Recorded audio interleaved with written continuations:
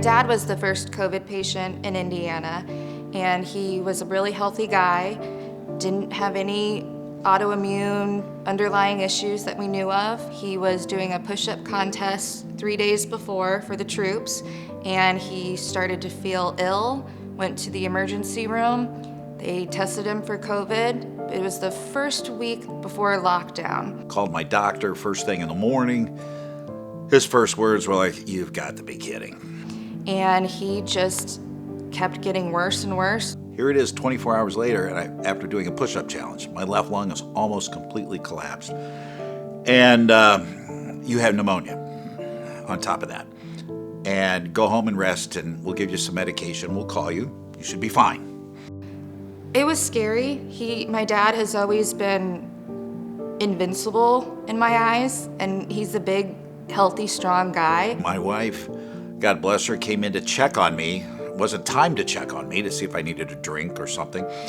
And I guess I was, almost purple the way I've heard about it. And having a hard time breathing.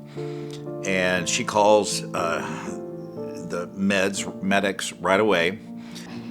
He was rushed in the middle of the night by an ambulance to St. Vincent in Carmel. I remember seeing in a blink of the eye, the ambulance was already outside our window, and I saw the red flashing lights. And to see paramedics carrying him out and him looking at me like he just didn't recognize who I was, it was very scary.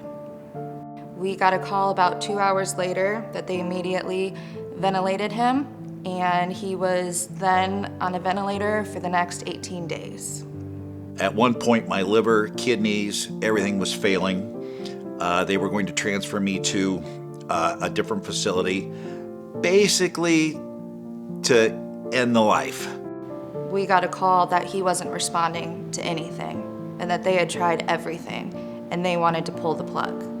I think my fear was that I would never get to say goodbye. And just tell him the things that, you don't say on a daily basis. At that time, no one had been on a ventilator for that long that had survived. Or if they did come out of it, it wasn't good. When I was on the ventilator for 18 days, of course, I knew nothing. And then when I was awakened, I was still in the hospital for another 3 to 4 days. When he got out of the hospital, and it just wasn't him. We didn't know who that was. That wasn't Gary. That was Gary that COVID took over. Being a guy that's been kind of on my own, so to speak, as far as energy level and doing things on my own and trying to be strong and everything else, all of a sudden, I can't even blow my nose. His physician told me, "You've got to get him to RHI.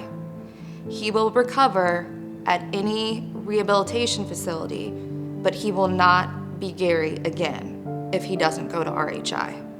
And once he said that, I tried to ask him what he meant. He said, "You just need to go there. Trust me." I was really the RHI's first COVID patient, the way I understand it.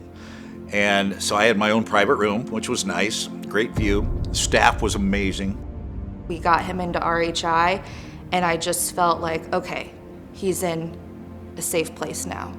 We got him there. They're tough, and you're there to work, and they're there to push you and make you well. And that's the whole objective of that unbelievable facility that we have that really isn't known by that many people in town, which is unfortunate. So that's part of why I'm doing this as a payback, because, I'm just so lucky to have been in such a wonderful place with great people.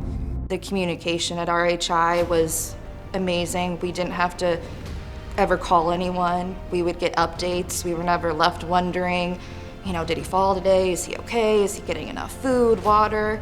And he was able to call us and laughing and joking and just pushing himself. And we just knew, okay, this is step one of us getting Gary back, was RHI. The strength and heart that everybody has there on staff is what helps push everybody to that whole nother level of recouping their lives. And for him to just fully give his trust to a place like RHI and to all the people there, I think he just knew deep down, this is the place that's going to give me my family back, my life back, and myself back. Towards the end was when I was being discharged, and I've got a nurse on each side, and I'm with a cane and walking down the hallway, and then they told me to wait. I thought that was kind of odd. I wasn't sure what was going on, and then we came around the corner, and there's the entire staff, plus other hospital people, and it was, the tears rolled, and I still get choked up thinking about it, but that's just how special RHI is to me and to our community. I'm really proud that my dad is now vice chair of RHI, and I don't think he can ever fully feel like he's giving back what they gave him, but being involved in it and spreading awareness on it is what I feel is his destiny with what happened to him. As being a board member of RHI, my role is to get as much funding as I can to facilitate RHI for the ability to help other individuals who may not, it's hard to believe, may not have the right shoes or the right bed or the right care at home, because RHI is nonprofit. And look how it benefited me, and we need that funding not only to expand the facility with a new wing. Here I was COVID, I had to have a private room. Most hospitals like that are not set up with private rooms, and they need that facility also for the remarkable job the therapists do. They have to stay on top of things. RHI has to look forward. Just like I look forward every day, I keep my life looking forward. RHI has to think of the innovative aspects of physical therapy, of things for mental health, and we have to stay on top of that, and that takes money and funding. It's just as simple and direct as that, and that's what we need to do to stay on top. I just can't believe that I made it. So I'm here for a reason. And that reason is for my family, my faith, and to raise money for RHI, for being part of saving my life. I would tell everyone at RHI, there's no words. I would probably just give them all a big hug and just thank you for giving me my dad back.